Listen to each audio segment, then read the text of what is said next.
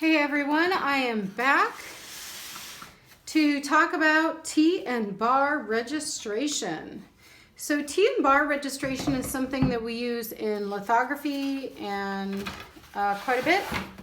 And it is pretty effective. It requires a lot of hand-eye coordination though. So if that's not a strength for you, then this might not be the registration method for you.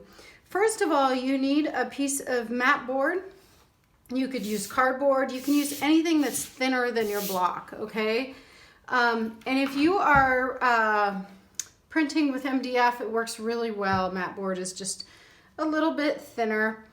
You want your two plates to be exactly the same size. And my plates are, and then you want to tear your paper down to be the exact same size as your block. Those two things are extremely important. And then what I like to do to set up my mat board is I measure 4 inches on each side, top and bottom, put a line in. Do it for these sides, put another line in, and then I have a nice square. I've erased my lines here just because I do better when it's a little bit cleaner when it comes to printing. And then you want to place your block on there, and then I do a heavy outline of my block, and it seems like an extra step, but it just works better for me. I do better if I double check myself. Then I take my X-Acto knife, I cut right along the inside of that heavy line. So I create essentially a window mat. And then my blocks fit in perfectly. You want your blocks to be kind of snug. You do not want them to be loose. If they're loose, this isn't gonna work because your blocks would move around in there and everything wouldn't line up perfectly. So the goal here is to have your key block line up perfectly, and then have your background block line up perfectly. If you have any variation in size or in how it fits in here, this isn't gonna work.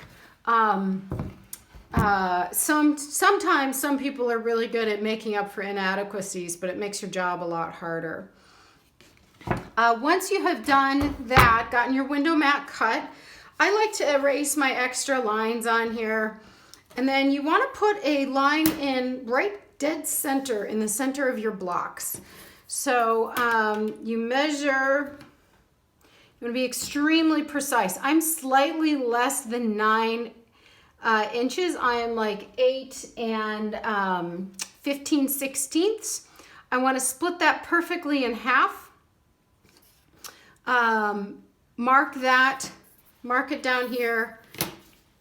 Put a line in, and you can see my line, and you want to put a T at the top, okay? And this is where the T in the bar comes from. So when you're getting ready to print, you will have your piece of mat board ready to go, and you will have your line in. I also like to add top, bottom as a label, and I actually like to label my block. And this isn't so much for right now, it's more for like year from now, I can remember that this goes with that block. And then lastly, the last thing I like to do, and I haven't done it here just to save time to get this demo pushed out for you, is I lay clear packing tape or clear contact paper, something like that, and then cut out the inside. And that allows me to wipe any errant ink. You can see I've got some here. From the edges. This is really important if you have a border print. We're doing bleed prints here, so it's not as important. And that's how you make your backing block. I'm gonna go ahead and pause it and do part 2, because otherwise it's a giant video. Hang on just a sec.